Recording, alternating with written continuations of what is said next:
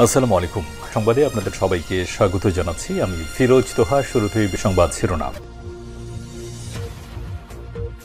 বাংলাদেশের সর্বশেষ গুরুত্বপূর্ণ আপডেট সংবাদে আপনাকে স্বাগত। শুরুতেই সংবাদ শিরোনাম, পরে বিস্তারিত।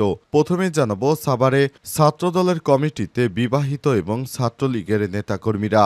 সাভার সদর ইউনিয়ন ছাত্রদলের নবগঠিত কমিটি নিয়ে বিতর্ক তৈরি হয়েছে। সারা দেশের মতো অভিযোগ উঠেছে, সদ্যঘোষিত এক কমিটিতে স্থান পেয়েছে একজন বিবাহিত ও অন্যান্য নিষিদ্ধ ঘোষিত ছাত্র সংগঠন ছাত্রলীগের সক্রিয় কর্মী। জানা গেছে, গত ঢাকা জেলা উত্তর ছাত্রদলের সভাপতি তমিজউদ্দিন ও সাধারণ সম্পাদক মাহবুজ ইকবালের স্বাক্ষরে ২৪ সদস্য বিশিষ্ট সাভার সদর ইউনিয়ন ছাত্রদলের আংশিক কমিটির অনুমোদন দেওয়া হয়। কমিটিতে সাধারণ সম্পাদকের পদে আলামিন আকন ও সহসভাপতি পদে মারুফ হাসানের নাম আসে। এরপর থেকে শুরু হয় সমালোচনা। সারা দেশে বিএনপি নেতাকর্মীরা এভাবে আওয়ামী লীগের নেতাদের তাদের দলে ভিড়িয়ে তাদের দলকে শক্তিশালী করার চেষ্টা করছে।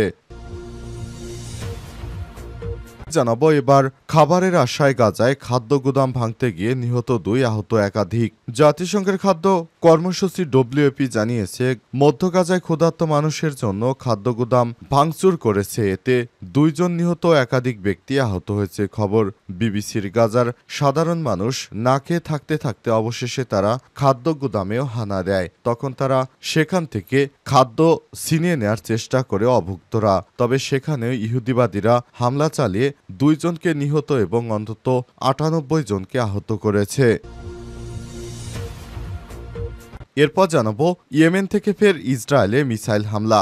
আলহামদুলিল্লাহ, এবার ইয়েমেন থেকে ইসরায়েলের আন্তর্জাতিক বেন গুরিয়ন বিমানবন্দরে হামলা চালিয়েছে। হামলার পর থেকে ইসরায়েলের বিমানবন্দর বন্ধ হয়ে গেছে। এ অবস্থায় ইহুদিবাদীরা গর্তে গর্তে পালাতে শুরু করেছে।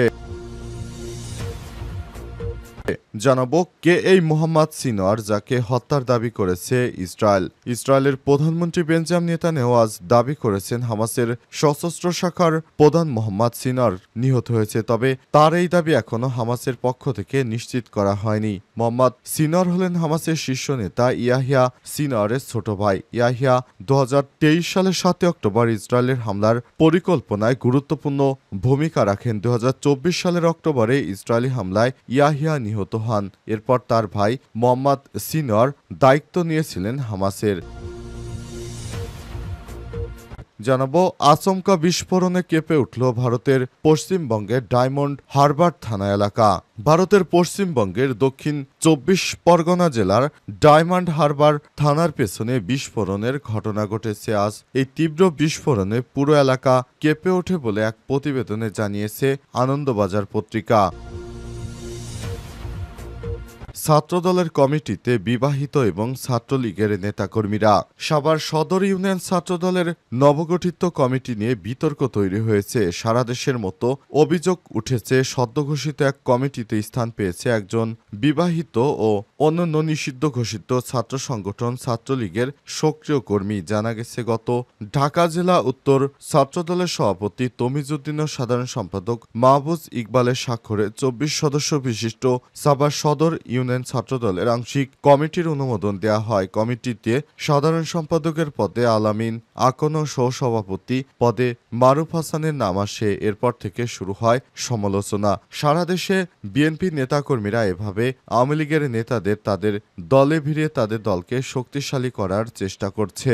স্থানীয় সূত্র থেকে জানা গেছে, আল মমিন আকন বিবাহিত হলেও বিষয়টি গোপন রেখে কমিটিতে পদ বাগিয়ে নিয়েছেন। অন্যদিকে সহসভাপতি মারুফ হাসান আগে সবার পৌর ছাত্রলীগের সভাপতি আতাউর রহমানের অভির নির্বাচনী প্রচারণায় অংশ নিতে দেখা গেছে। মারুফের পরিবারও দীর্ঘদিন ধরে আওয়ামী লীগের রাজনীতির সঙ্গে জড়িত বলে জানা গেছে। স্থানীয় নেতাকর্মীদের অভিযোগ, এই ধরনের অনুপ্রবেশ ছাত্রদলের ভাবমূর্তি নষ্ট করেছে। বিষয়টি তদন্ত করে দ্রুত সাংগঠনিক ব্যবস্থা গ্রহণের দাবি জানিয়েছে তারা। বিষয়টি জানতে আলামিন আকনের সঙ্গে একাধিকবার যোগাযোগের চেষ্টা করা হলে তার মোবাইল ফোন বন্ধ পাওয়া যায়। তবে মারুফ হাসান দাবি করেন, ছবিটি ৬ বছর আগের। তখন আমি কোনো রাজনৈতিক দলের সঙ্গে জড়িত ছিলাম না। ডাক পেলে সবার সঙ্গেই যেতাম।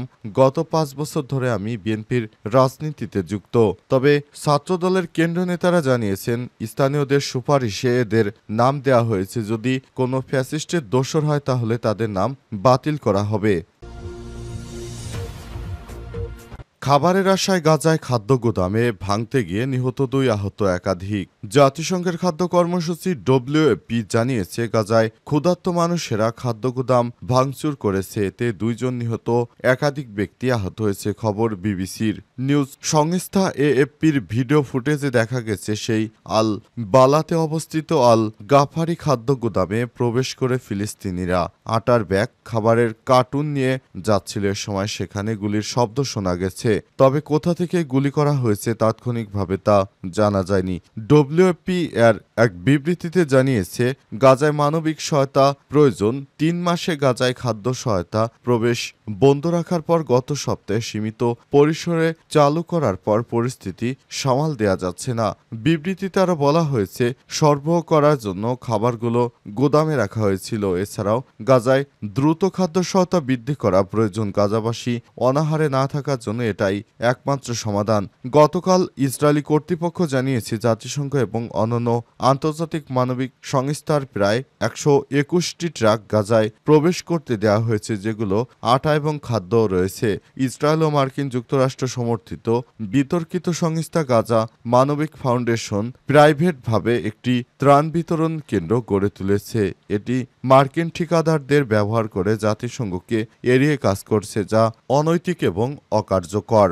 যুক্তরাষ্ট্র এবং ইসরায়েলি সরকার জানিয়েছে হামাস কর্তৃক ত্রাণ চুরি ঠেকাতে জিএইচএফ গাজার মধ্য দক্ষিণ অঞ্চলে 4টি বিতরণ কেন্দ্র স্থাপন করে, তবে হামাস ত্রাণ চুরির বিষয়টি অস্বীকার করে আসছে। জাতিসংঘের মানবাধিকার অফিস জানিয়েছে দক্ষিণ অঞ্চলেও শহর রাফায় ত্রাণ বিতরণ কেন্দ্র জিএইচএফ এ গিয়ে মঙ্গলবার 47 জন মানুষ আহত হয়েছে। ওই কেন্দ্রগুলোতে ত্রাণ বিতরণের একদিন পরে এই ঘটনা ঘটল। জাতিসংঘের আরেক সিনিয়র কর্মকর্তা আজ সাংবাদিকদের বলেছেন অভুক্ত জনতা জাতিসংঘে ত্রাণবাহী ট্রাক থেকে খাদ্য ছিনিয়ে নিয়েছে। ইয়েমেন থেকে ফের ইসরায়েলে মিসাইল হামলা। ইয়েমেন থেকে ইসরায়েলে আবারও মিসাইল নিক্ষেপ করা হয়েছে। আজ ইসরায়েলি প্রতিরক্ষা বাহিনীর বরাদ্দে দ্য টাইমস অফ ইসরায়েল এই তথ্য নিশ্চিত করে। ইসরায়েলি সেনাবাহিনী জানিয়েছে ইয়েমেন থেকে ছোড়া একটি ব্যালিস্টিক মিসাইল ইসরায়েলের ভূখণ্ডে প্রবেশ করেছে। সঙ্গে সঙ্গে আকাশ প্রতিরক্ষা ব্যবস্থা সক্রিয় ছিল এবং জর্ডান উপত্যকা ও অধিকৃত পশ্চিম তীরের উত্তরে সাইরেন বেজে ওঠে। পরে সেনাবাহিনী জানিয়েছে তারা সেটি সফলভাবে ভূপাতিত করেছে, তবে সেটি তারা ভুল বলেছে, কারণ তারা আংশিকভাবে ভূপাতিত করেছে। বাকি মিসাইলটি তাদের বেনগুরিয়ন আন্তর্জাতিক বিমানবন্দরের কাছেই আঘাত হানে। ইসরায়েলি হোমফ্রন্ট কমান্ডারের নির্দেশাবলী অনুসরণ করার পরামর্শ দিয়েছে কর্তৃপক্ষ। এদিকে ইসরায়েলের বেশ কয়েকটি এলাকায় সাইরেন শোনার পর আতঙ্কিত হয়ে পড়ে সাধারণ লোকজন আপডেট জানতে জরুরি সেবা নম্বরে কল করে, তবে কর্তৃপক্ষ জানিয়েছে ঝুঁকি মোকাবেলায় সেনাবাহিনী অ্যাক্টিভ রয়েছে।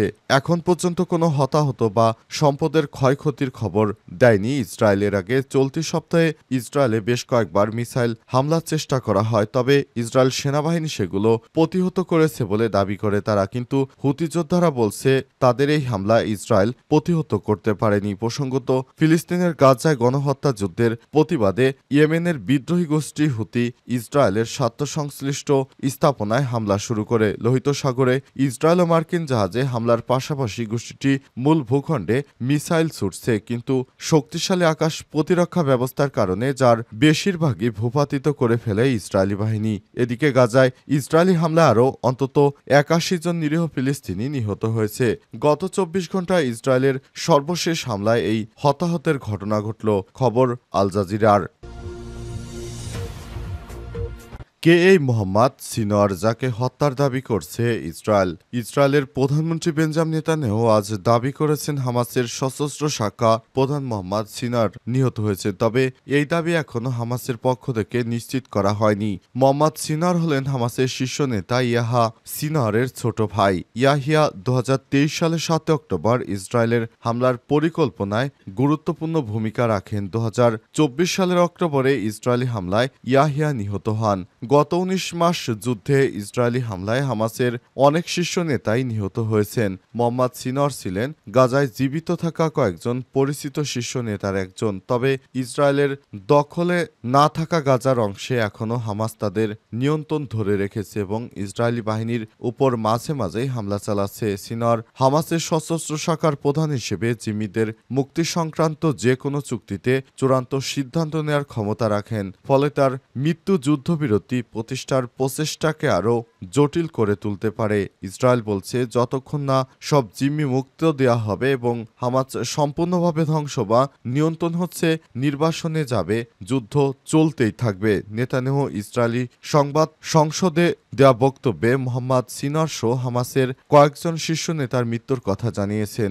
আমরা হাজার হাজার সন্ত্রাসীকে হত্যা করেছি। মোহাম্মদ দেইব, ইসমাইল হানিয়া, ইয়াহিয়া সিনর, মোহাম্মদ সিনরকে হত্যা করেছি বলে জানিয়েছেন ইসরায়েলের প্রধানমন্ত্রী বেঞ্জামিন নেতানিয়াহু।